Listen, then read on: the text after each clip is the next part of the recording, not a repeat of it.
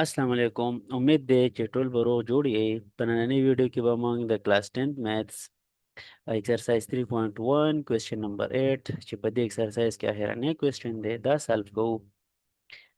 د دې سټیټمنټ دی که چېرته وای او ایکس په خپل منځ کې ډایرکټ ریلیشن وي، لکه د دې مطلب دی که چېرته ایکس او وای په خپل منځ کې ډایرکټ ریلیشن وي نو بیا دا ټیبل کمپلیټ کړئ. دا ټیبل کمپلیټ کول دي. ګوره ګیون سولوشن څه دی؟ ګوره ګیون ډیټا موږ سره څه ده؟ سولوشن ما سټارټ کوم.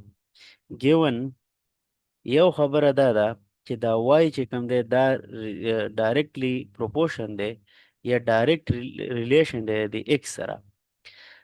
بل چې دام ګیون دی دلته به زه ورکړم 1 آلسو دا پکې هم ګیون دی چې ایکس 4 پوټ کو when x is equal to 4 y is equal to 2 لکه دا دلته ویلي دی when x is equal to 4 دا وګورئ y is equal to 2 نو دا دوه سیزونه راکړي دي. اوس equation 1 موږ داسې لیکلی شو چې equation 1 implies that y is equal to k time x where this k چې دا کم دلته k دی دې ته موږ وایو constant of proportionality. ټیک ده؟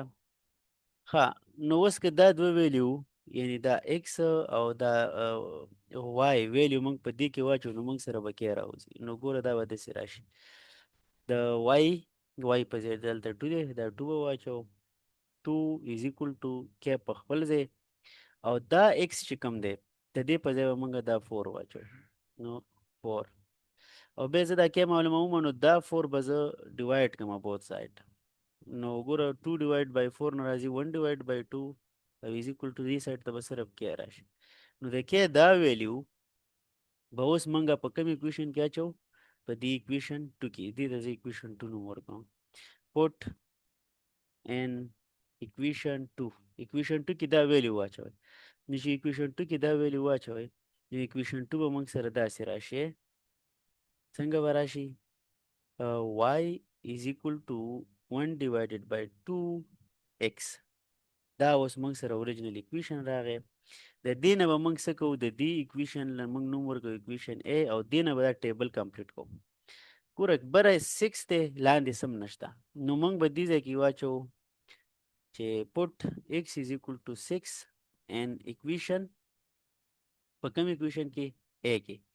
نو ګورئ y is equal to دلته کې به موږ سره چې راشي 1 by 2 په خپل ځای دی او دا x چې کوم دی دې په ځای به موږ دا 6 اچو. ټیک ده که نه؟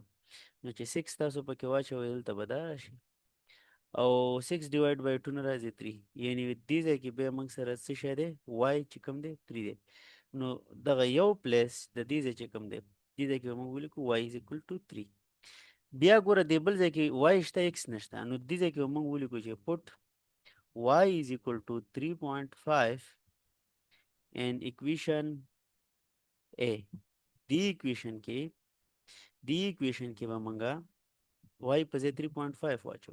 3.5 is equal to 1 divided by 2 او x.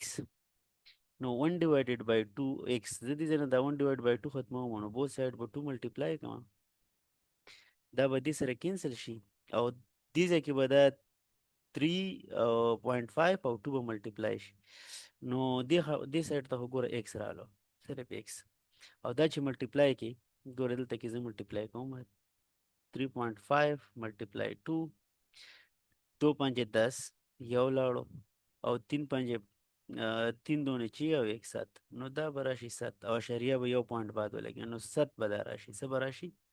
7. اوس به واپس دا رف ورک ران کوم او دلته کې به زه ولیکم چې 7 نو بره به څه شي په دغه خانه کې به بره څه راځي دلته به راځي 7. ټیک ده که نه؟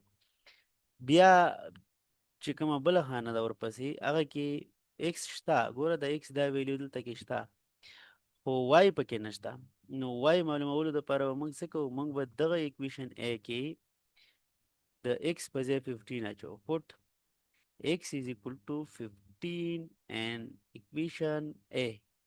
دی equation A کې موږ بس اچو د x په ځای 15 نو y is equal to 1 by 2 multiply 15 او 1 by 2 چې دغه کې په 2 باندې ډیوایډ کې 15 په 2 باندې ډیوایډ کې نو دینه به راشي 7.5 نو وای به موږ سره راشي 7.5 نو وای په ځل ټیبل کې ولاندې دغه ځای نه څه ولیکو 7.5 نو هغه درې ویلیوګانې موږ معلومې کړې یو دا ده یو دا ده یو دا ده